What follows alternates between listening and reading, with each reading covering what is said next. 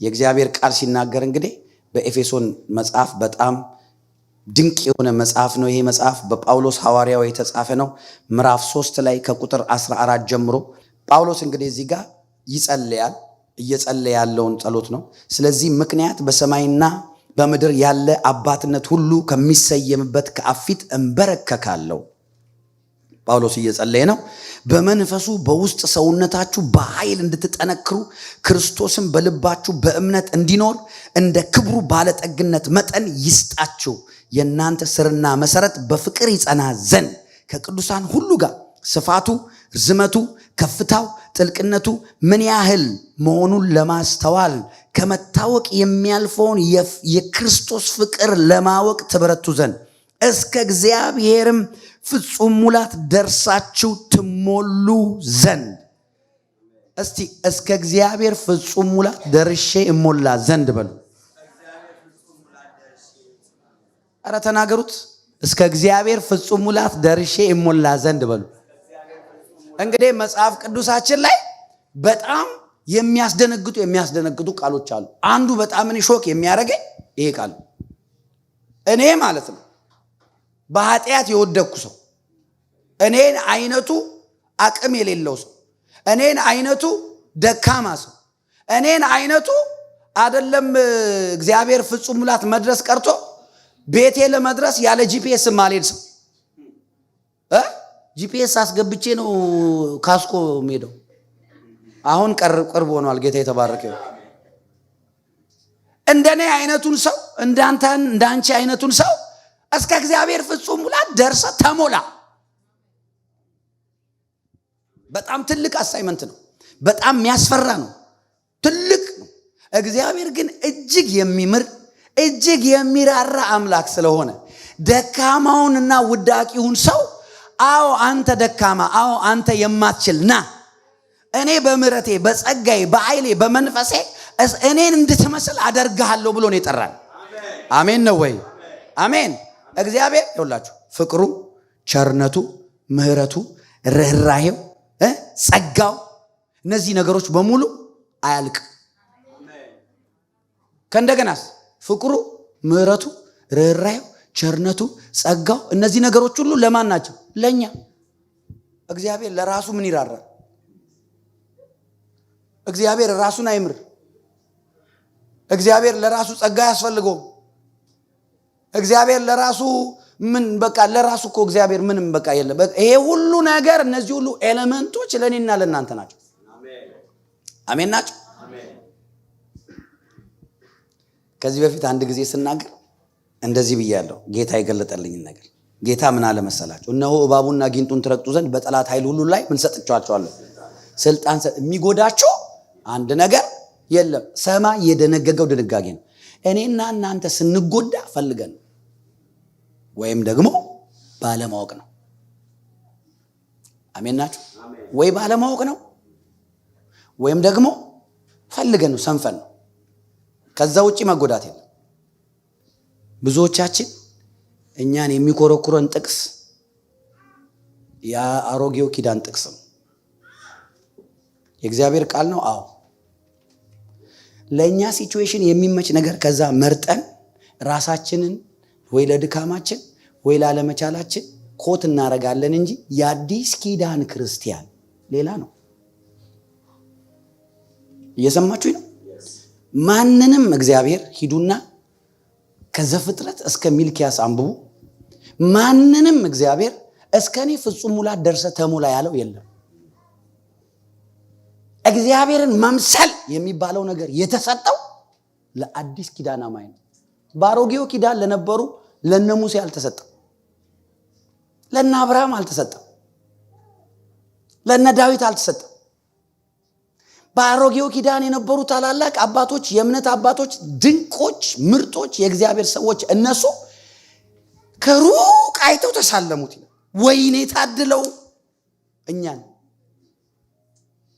እንደኛ እግዚአብሔር ዕብራውያን ምዕራፍ 11 ስታነቡ የመጨረሻው ቃል ላይ ምን እንደሚል ታውቃላችሁ? አባቶች ከአቤል ጀምሮ ዕብራውያን 11 ከአቤል ነው ጀምረው እስከ ሐዋርያት ድረስ ስለነሱ ተናግሮ እነዚህ ሁሉ ያለኛ ፍጹማን ሊሆኑ አይችሉም። እግዚአብሔር ለአዲስ ኪዳን አማኝ ነው እኔን ምሰል ያለው። ለምሳሌ ጢሞቴዎስ መልእክት ላይ እግዚአብሔርን መምሰል ምሰል እግዚአብሔርን እያለ ደጋግሞ ይናገራል። እግዚአብሔርን ምሰል። እንዴት ነው ታዲያ እንደኔና እንደናንተ አይነት እሺ እናንተ እንኳን ትችላላችሁ እንደኔ አይነት ሰው እንዴት ነው እግዚአብሔርን መምሰል የሚችለው? እንዴ የድካሜ ብዛት እንዴት ይችላል? እኔ እግዚአብሔር ከመጀመሪያ ምን አረገ መሰላችሁ? ሰውን በመልኩና በምሳሌው ፈጠረ። ዘፍጥረት ምዕራፍ 1 ቁጥር 26። ምዕራፍ 2 ላይ ደግሞ እግዚአብሔር በእጁ አበጀው ይላል።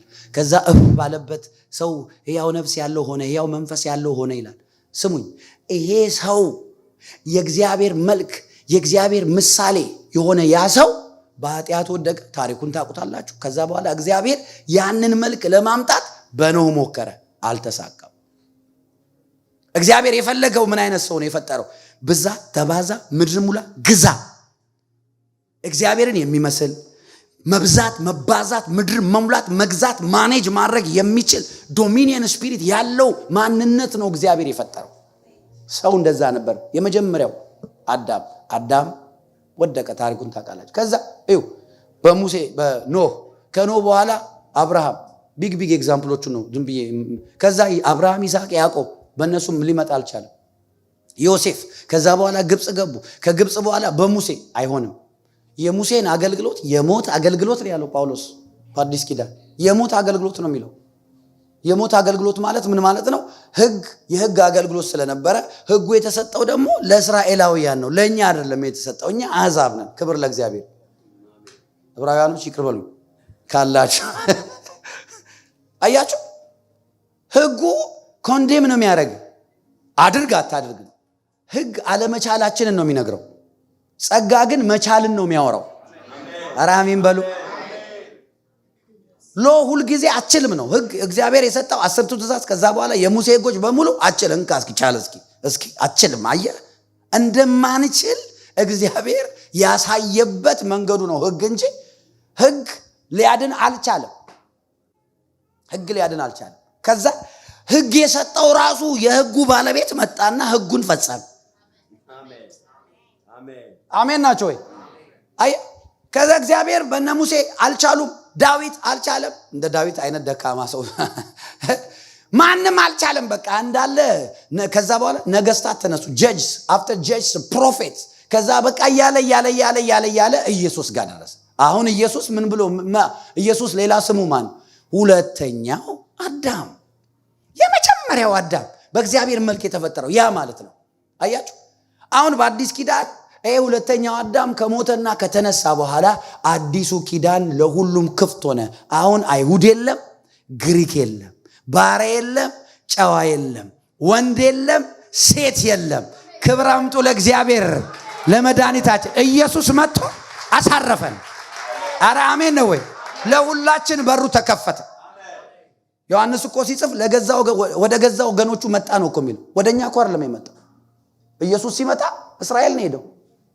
እኔ የተወለድኩት አሁን አርሲ አሰላ አልመጣም። ኢየሱስ መንፈስ ቅዱስ ነው አሰላ ይመጣ። አሜን ናቸው። ሰፈሬ መጣ ጌታ ሆይ ቤቴን አንኳኳ ምናምን የምንለው እኮ ሆሊ ስፒሪት ከተሰጠ በኋላ እኮ። አሜን ኧረ አሜን። መንፈስ ቅዱስ ማለት ኢየሱስ ያለ ስጋ ማለት ነው። ኧረ አሜን ነው ወይ? አሜን። አሁን እኛ ነን ስጋ፣ እሱ ነው መንፈስ። ሃሌሉያ። ስለዚህ ይሄ እግዚአብሔር አዲሱን ኪዳን በኢየሱስ ጀመረ፣ ህግን ፈጸመ። ከዛ በኋላ አሁን አድርግ አታድርግ አለ። ሪሲቭ ሚ፣ ተቀበለኝ፣ እኔ በአንተ ውስጥ ሆኜ እኔ አደርጋለሁ። አሁን የምናደርገውን ነገር ሁሉ የምናደርገው እኛ ሳንሆን በውስጣችን የሚኖረው ቅዱሱ የእግዚአብሔር መንፈስ ነው። ለመንፈስ ቅዱስ እልልታ፣ ጨብጨባ፣ ክብር ይገባዋል። በደንብ ከዚህ በላይ ትችላላችሁ። ኢየሱስ ጌታ። አሜን። ስለዚህ እስከ እግዚአብሔር ፍጹም ሙላት ደርሳችሁ ተሞሉ። ያኔ በቃ እግዚአብሔር አያችሁ ዓለምን ሁሉ አጠፋና ኖህና ቤተሰቡን አስቀረ። 7 ናቸው አይደል? ይኸውላችሁ በደንብ ስሙ። ሰው በጣም አስቸጋሪ ነው። እኔን እየሰማችሁኝ? እዛ መርከብ ውስጥ ስንት ሰው ገባ? ኖህና ሚስቱ ልጆቹ አይደል? 7 ነፍስ ናቸው። ስንት እንስሳ ገባ? ከቁጥር በላይ አይደል?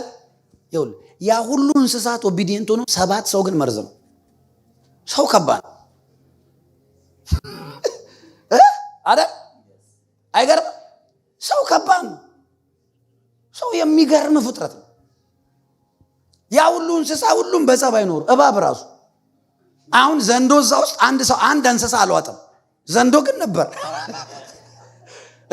አንበሳ አልበላም። ስጋ እያማረው ጾመ 40 ቀን። ጅብም እንኳን ራሱ አልበላም። ሰው ግን ሰው ከባድ ነው። የሚገርም ነው። ያ ሁሉ ጥፋት አሁን ድረስ ያለ የተከተለን ይሄ ሁሉ የዓለም ኬዎስ ማለት ነው። በዛ በተረፉ 7 ነፍስ የተላለፈን ግን መጽሐፍ ሲናገር እግዚአብሔር በምህረቱ ባለጠጋ ስለሆነ ይኸውላችሁ የእግዚአብሔር ምህረት ላይ እንደዚህ ልጥፍ ብላችሁ እንደዚህ ኑሩሽ። የኛ ብቃት አይደለም በእግራችን ያቆመ የእግዚአብሔር ምህረት ነው። አሜን አሜን አሜን። ያ ስለዚህ እግዚአብሔር አሁን በአዲስ ኪዳን ምንድነው? በአዲስ ኪዳን አንድ ሰው ኢየሱስ የእግዚአብሔር ልጅ እንደሆነ በልብ ብታምን እግዚአብሔርም ከሞት እንዳነሳው በአፍ ብትመሰክር በልብ ብታምን ትጸድቃል። በአፍ ብትመሰክር ደግሞ ትድናል። አለቀ። ማንም እንዳይመካ አለ ጳውሎስ። በስራ አይደለም ደህንነት፣ በስራ አይደለም አገልግሎት። እኔ አሁን ፓስተር አይደለም፣ በስራ አይደለም፣ በስራ አይደለም፣ በስራ አይደለም፣ በእኔ አቅም አይደለም። መዘመር፣ ማገልገል፣ እግዚአብሔር ቤት ማገልገል። እዚህ ያላችሁ አገልጋዮች በሙሉ ዶንት ቲንክ አንተ መልካም ሰው ስለሆንክ እንደምታገለግል አድርገህ እንዳታስብ። ትወድቃለህ ከጸጋ። አያችሁ። ግን በጣም የሚገርመኝ ነገር እሺ እግዚአብሔር አዳነ፣ መንፈሱን በውስጣችን አስቀመጠ፣ የመንፈስ ቅዱስ ማደሪያዎች ሆነ። አሁን ደግሞ ምን አለ? እስከ እግዚአብሔር ፍጹም ሙላት ደርሳችሁ ተሞሏል። ዋው!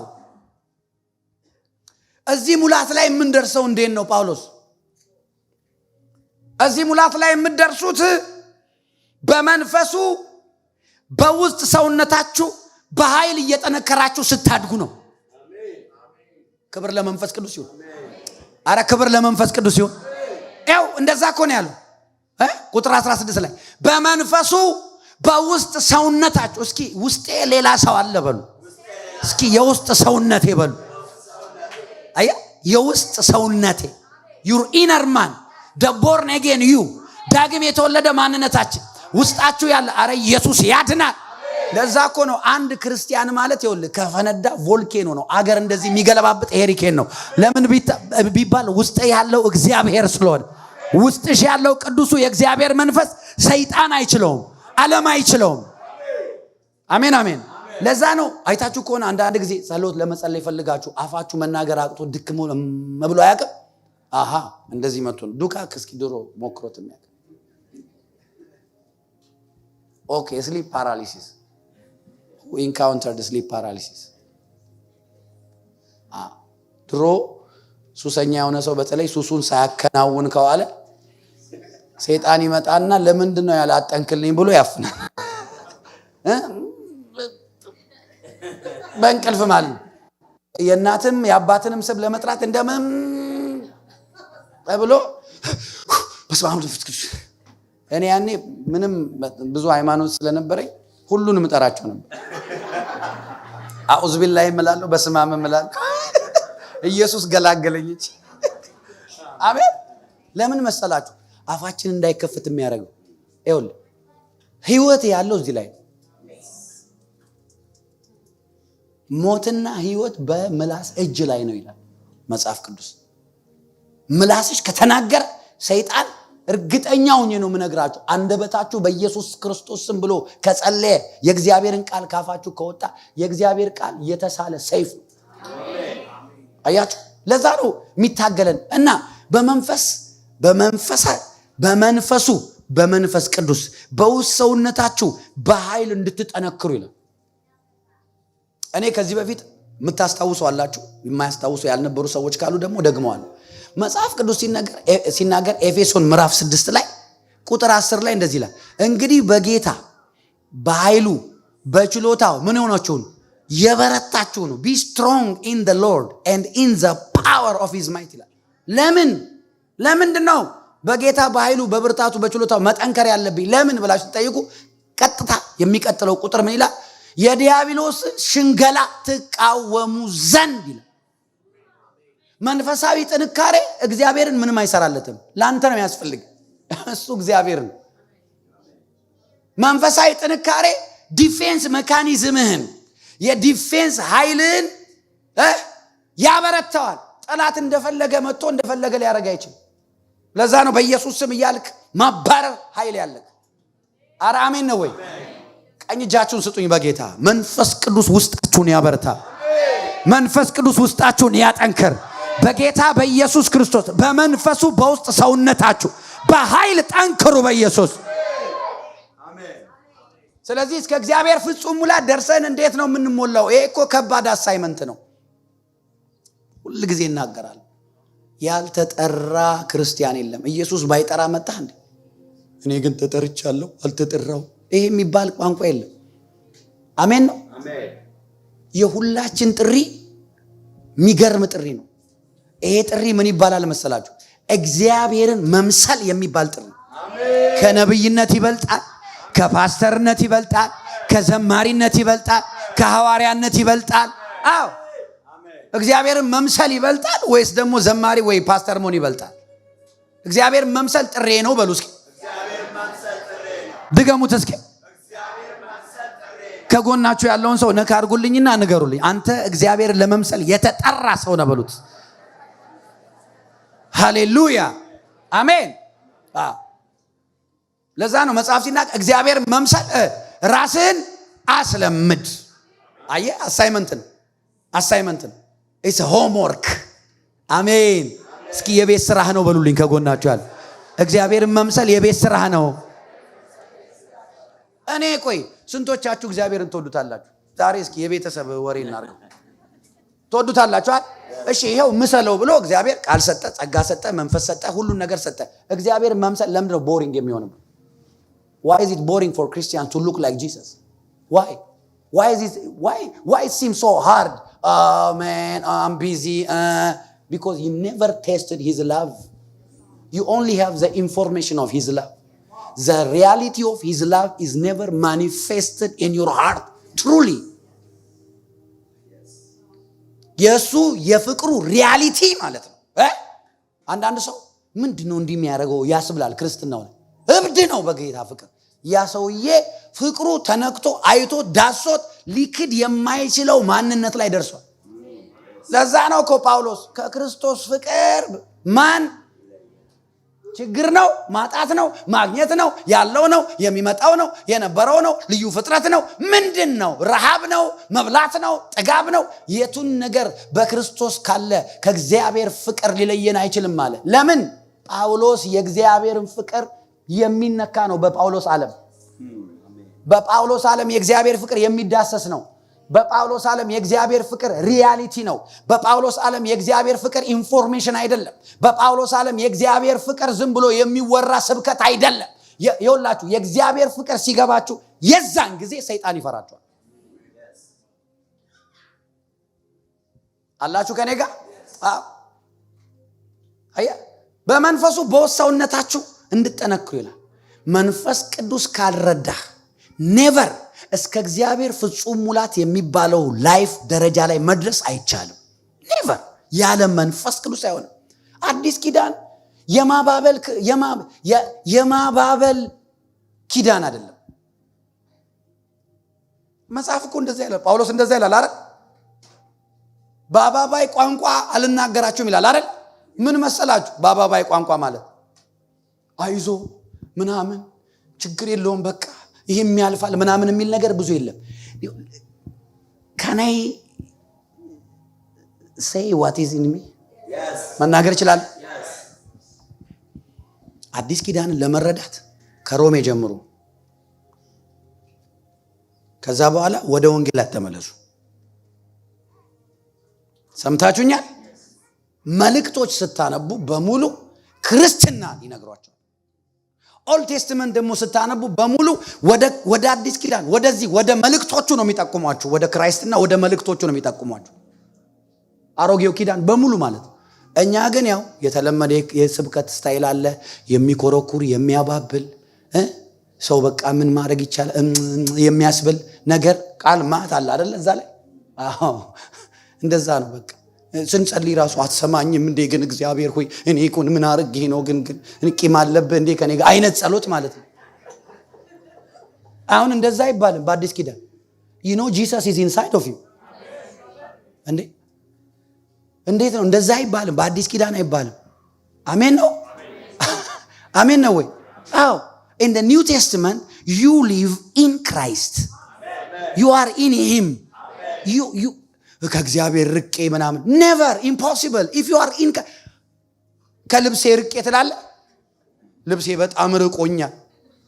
ሰፊ ልብስ ገዝተህ እንኳን ቢሆን እዛው ጋር ነው ይሰማል ወይ? በአዲስ ኪዳን አንተ በክርስቶስ ነህ፣ ክርስቶስ ባንተ ነው። አሜን ነው ወይ? አሜን። አዲስ ኪዳን መልእክቶች ስታነቡ የሚነግሯቸው ክርስትና እንዴት እንደሚኖር ነው አይደለ? ልክ አይደለም? ይሄ እኮ ትንሽ እንትን ይላል። አሁን ሳምሶንና ምናምን ብል ብዙ ከመከራ ያወጣል ምናምን። እስከ መቼ ነው መከራ? አረ አሜን ነው ወይ? ምንም መከራ የለብም አንተ። አረ አሜን በሉ። አንተ ላይ ያለው መንፈስ ቅዱስ ቅባት ነው፣ የእግዚአብሔር ኃይል ነው። አረ አሜን ነው ወይ? አንተ የመፍትሄ ሰው ነህ። አንቺ የመፍትሄ ሴት ነሽ። የሆነ ሰው ጮሆ አሜን ይበለኝ በኢየሱስ ስም። ያ ሁሉ ጊዜ ስለ መከራ አንሰብክም። you are in Christ። አረ ኢየሱስ ያድናል። በዓለም ካለው ይልቅ ባንተ ውስጥ ያለው ይበልጣል። እኔም ምነግርህ ይሄንን ነው። ትችላለህ ነው የምልህ። አረ አሜን ነው ወይ? በክርስቶስ ኢየሱስ የሆኑ they are more than conquerors። ከአሸናፊ በላይ ኢየሱስ ጌታ ነው። ከሲስተም በላይ ይሄ ነው ክርስትና። ክርስትና ይሄ ነው። አዎ አያችሁ። ስለዚህ እስከ እግዚአብሔር ፍጹም ሙላት ደርሳችሁ ተሞሉ። ትልቅ ስራ ያለብህ ሰው ናንተ። አንቺ ላይ ያለው አሳይመንት ተራ አሳይመንት አይደል። አሜን አሜን አሜን። ያ ኢየሱስ ጌታ። እኔ ምንም እንኳን እግዚአብሔር በነቢይ ኦፊስ ቢጠራኝ even if my office is a office of prophet ብዙ ጊዜ you know in the prophetic atmosphere ራእዮች አሉ፣ ህልሞች አሉ፣ መገለጦች አሉ አይደል? no matter how much revelation you have, your revelation can never surpass this word. የፈለገ ነቢይ በሆን ከዚህ በላይ አንተ ትቀልዳለህ። that is curse። ከእግዚአብሔር ቃል የሚበልጥ ትንቢት የለም። ለምን አሜን አቱ? ከእግዚአብሔር ቃል የሚበልጥ ህልም ወይም ራእይ የለም። አረ ኢየሱስ ያድናል። የእግዚአብሔር ቃል 7 ጊዜ በላይ ከተፈተነ ወርቅ ይልቅ የጠራ ነው ተብሎ ተጽፏል። there is no doubt በእግዚአብሔር ቃል። አሜን አሜን። አያ እስከ እግዚአብሔር ፍጹም ሙላት ምን ደርሰው እንዴ ነው? በመንፈሱ በውስጥ ሰውነታችሁ በኃይል እንድትጠነክሩ ከዛ ክርስቶስ በልባችሁ በእምነት እንዲኖር። ልስና እስኪ ክርስቶስ በሉ፣ በእምነት በሉ፣ በልቤ ሁሉ ጊዜ ይኖራል። አሁን ልመጣላችሁ ነው። ወይ ስሙ። እኔ ግን ጌታ ግን ረሳኝ ምናምን የሚሉ ሰዎች they don't have the faith of Christ in me 24/7። በእሳት ውስጥ ብትሄድ እኔ ያለው፣ በውሃ ውስጥ ብትሄድ እኔ ያለው። አትቃጠልም፣ አትሰጥምም። in Christ መሆን ማለት ከቻሌንጅ ውጪ መሆን ማለት አይደለም። ቁርጣችሁን ወቁ። in Christ ሆንክ ማለት ቻሌንጅ አያገኝም ማለት። ኢየሱስም ብሏል በዓለም ሳላችሁ ፈተና አለባችሁ። በዓለም ስንኖር ፈተና አለ፣ ቻሌንጅ አለ። ቻሌንጅ ኖረ ማለት ግን እግዚአብሔር ረሳ ማለት ነው አይደለም። እኔ ለቻሌንጅ ቆንጆ ዴፊኒሽን አለ። challenges are always there to promote me። በውስጥ ያለው መንፈሳዊ ጡንቻ ኤክሰርሳይዝ እንዳደረገ አሜን በሉ በኢየሱስ። አረ አሜን። እግዚአብሔር never እንኳን አይደለም እግዚአብሔር እኔ ልጆች አሉኝ። እንዴት ብዬ ነው ልጆች የምረስ? እዚህ ወላጆች አላችሁ። እንዴት ነው ውስጥ የሚላወሰው አንተ? እንኳን አይደለም ጌታ እኛ መች ሞትን ለልጆቻችን። ስለዚህ በመንፈሱ በውስጥ ሰውነታችሁ እንድትጠነክሩ ክርስቶስ በልባችሁ በእምነት እንዲኖር እንደ ክብሩ ባለጠግነት መጠን ይስጣችሁ ብሎ የእናንተ ስርና መሰረት በፍቅር ይጸና ዘንድ። ይህ ፍቅር ማን ነው? የእግዚአብሔር ፍቅር ክርስቶስ በመስቀል ላይ ያደረገው ያ ፍቅር እየገባን እየተረዳ ነው ስንሄድ የሚሆነው ነገር ምን መሰላችሁ? ስፒሪቹዋል ስትሬንግዝ ውስጥ ጀነሬት እያደረገ yes you are generating a spiritual strength, spiritual power in you. The more you know the love of God, the stronger you become in Christ. Amen. Unshakable tonal ሁኔታዎችን ሰብረት አልፋል። አረ ኢየሱስ ያድናል። ለምን ቢባል ጌታ እንደዚህ ያለ ዮሐንስ 15 ላይ በፍቅሬ ኑሩ አለ። The love of God is my living place. አረ ኢየሱስ ያድናል።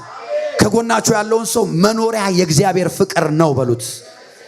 አንተ ልጠፋ አትችልም በሉት። የዘላለም ሕይወት ያለ ሰው ነው በሉት።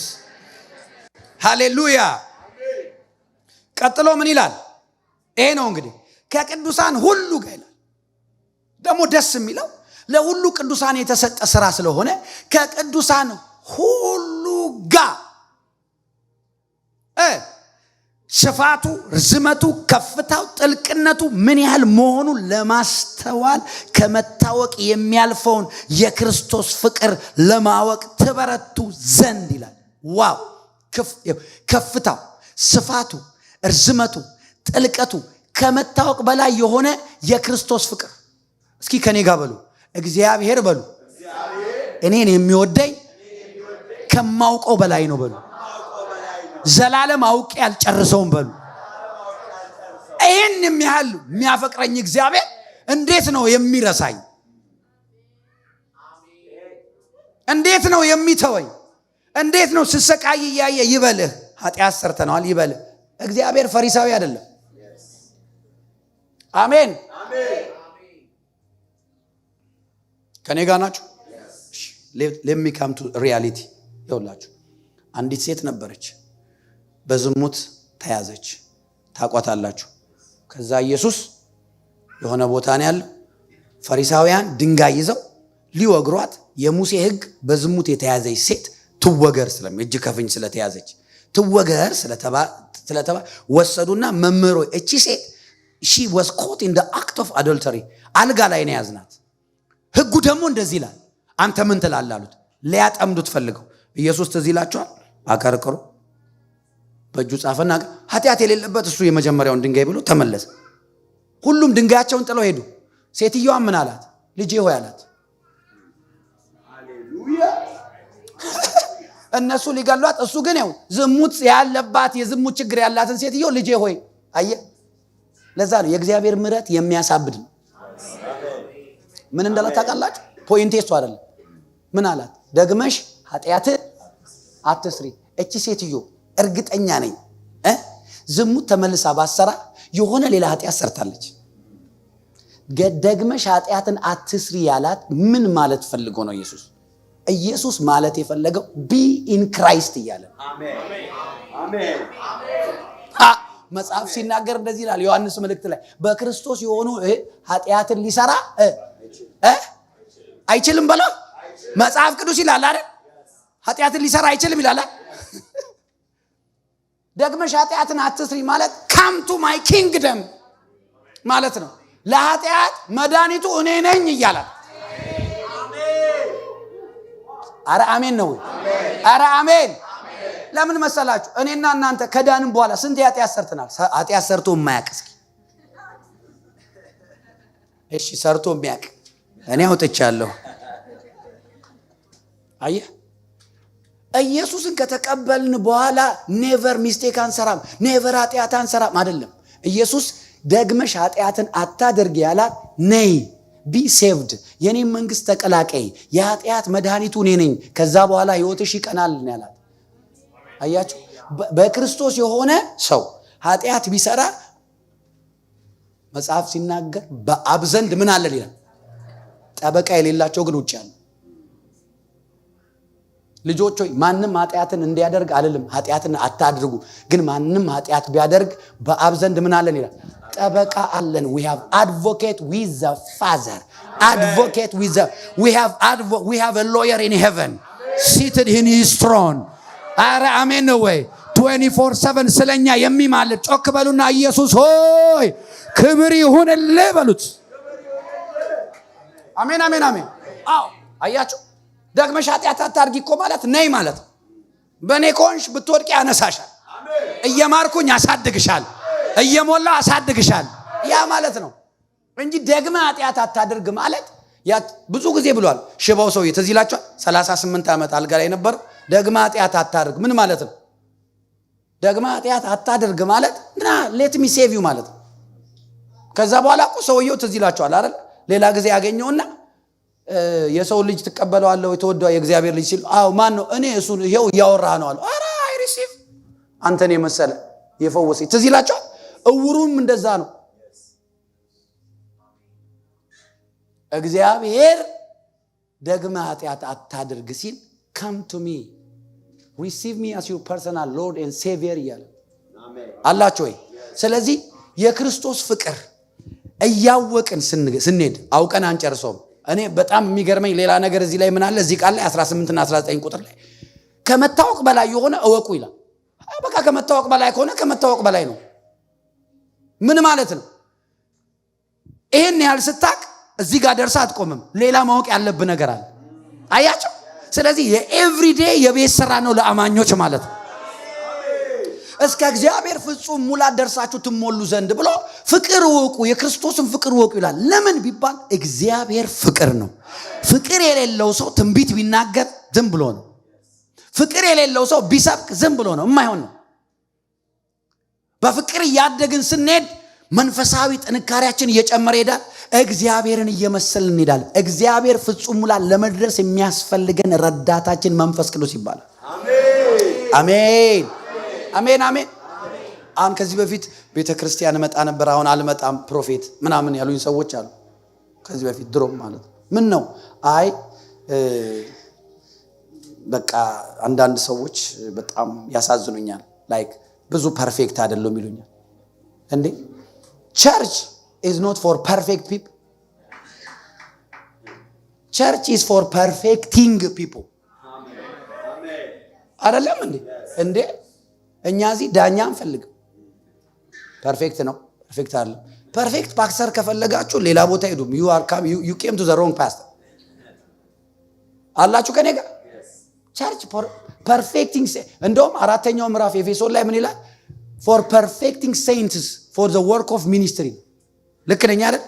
እነዚህ ምን አደረጋቸው ይላል? አንዳንዶቹ ነቢያት፣ ሐዋርያት፣ ወንጌል ሰባኪዎች፣ አስተማሪዎች፣ መምህራን ለቤተ ክርስቲያን ስጦታ አድርጎ ሰጠ። እነሱም ደግሞ የእግዚአብሔርን ቃል እያስተማሩ የእግዚአብሔርን ሕዝብ ለሚኒስትሪ ፐርፌክት ለማድረግ for perfecting of saints ነው የሚለው። so we came to church to be perfected, to be transferred into the image of Christ.